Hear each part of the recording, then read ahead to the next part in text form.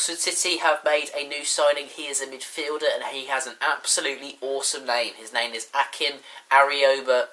His name is Akin Darioba Aramola. Awesome name. His name is Akin Arioba Daramola. Akin Abiola Daramola.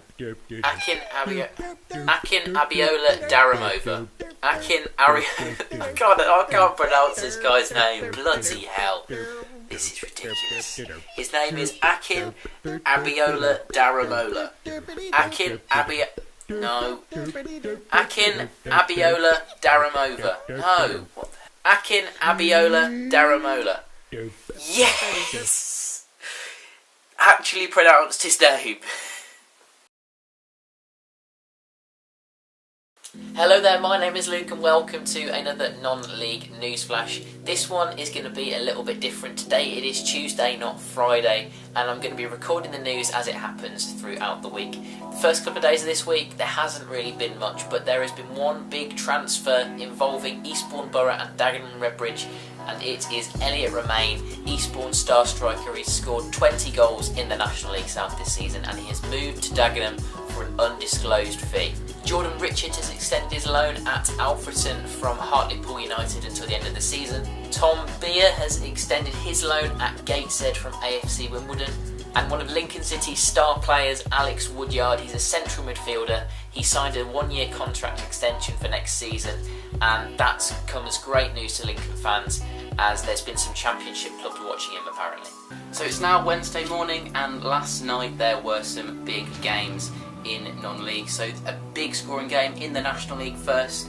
Boreham Wood beat Dover 5-0, a Ricky Shakes hat-trick in that game. Insane result for Boreham Wood. He's been on some tricky form recently. Very impressive over Dover, who were chasing the playoffs. Macclesfield drew 1-1 with Gateshead. Gateshead's winning run of 6 games is now over, and Forest Green went away to Sutton and won 2-1, and a 0-0 draw between Torquay and Tranmere. Then in the National League North there was just one game, but it provided a lot of entertainment. It was a game between two teams down at the bottom. It was Stalybridge versus Bradford Park Avenue, and it ended up as a 4-3 victory for Stalybridge. Under Steve Burr, it looks like they're doing a classic Steve Burr tactics of just all-out attack, aim to outscore the opposition. Did that when he was here with Harriers for 4 years. And it seems like he's replicating that back at Stalybridge now, and it's a very important win for them. Just gives them a little bit of hope of staying up. They've got a few games in hand, but they look like they're still going to be relegated. Then in the National League South, Bath City beat Weston. They came from behind to win 2-1 away from home. Also, in terms of transfer news, Jack McCreth has signed back at Macclesfield on loan to the end of the season from Bury. He left Macclesfield in January for an undisclosed fee, I think it was. And he's now back at Macclesfield on loan as a winger, and it clearly hasn't worked out for Bury.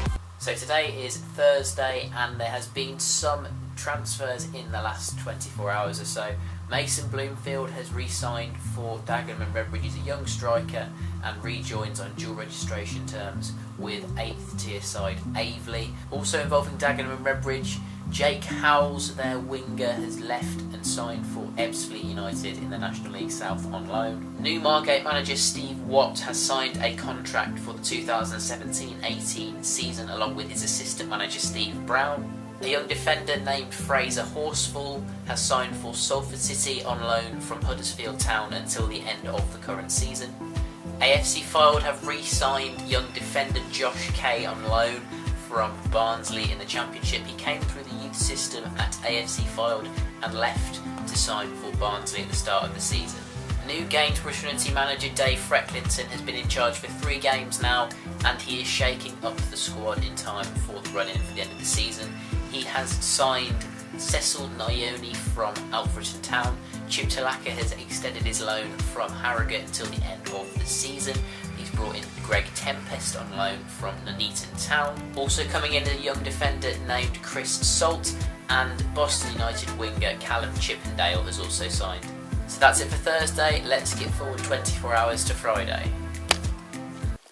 So it's now Friday, and there has been some transfer activity in the last 24 hours. First of all, Braintree Town have signed defender Christian Mbulu on a 1-month loan from Millwall in League One. Chelmsford have signed goalkeeper James Bransgrove. Margate have signed 23-year-old midfielder Jack Evans after he left Maidstone United in the National League.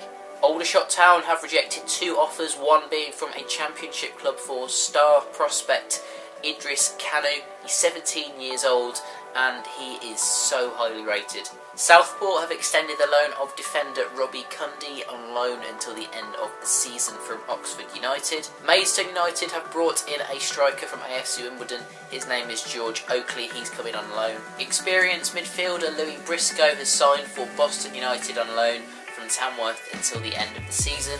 Eastbourne Borough have signed striker Reece Connolly after he was released from Whitehawk. He signed on non-contract terms. And finally, Jamie Lucas has signed on loan for Woking, on loan from Bristol Rovers in League One until the end of the season. He's previously been on loan at Boreham Wood.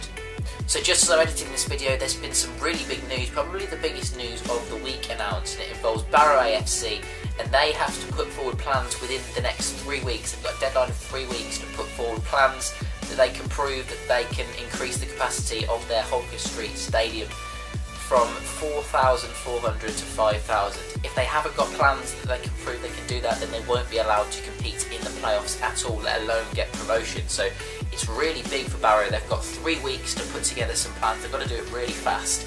And to me, this is a bit short notice. I think it's a bit harsh, really, to make plans that are so substantial. So there you have it. This is the latest non-league news flash. You're now up to date with non-league football, the news from this week at least. If there's anything that I have missed, then please do let me know in the comment section down below, because there's inevitably something that I've missed that's quite significant. But if you've enjoyed this video and found it useful, then make sure that you click that like button and consider subscribing to stay up to date with non-league football. And as always, thanks for watching!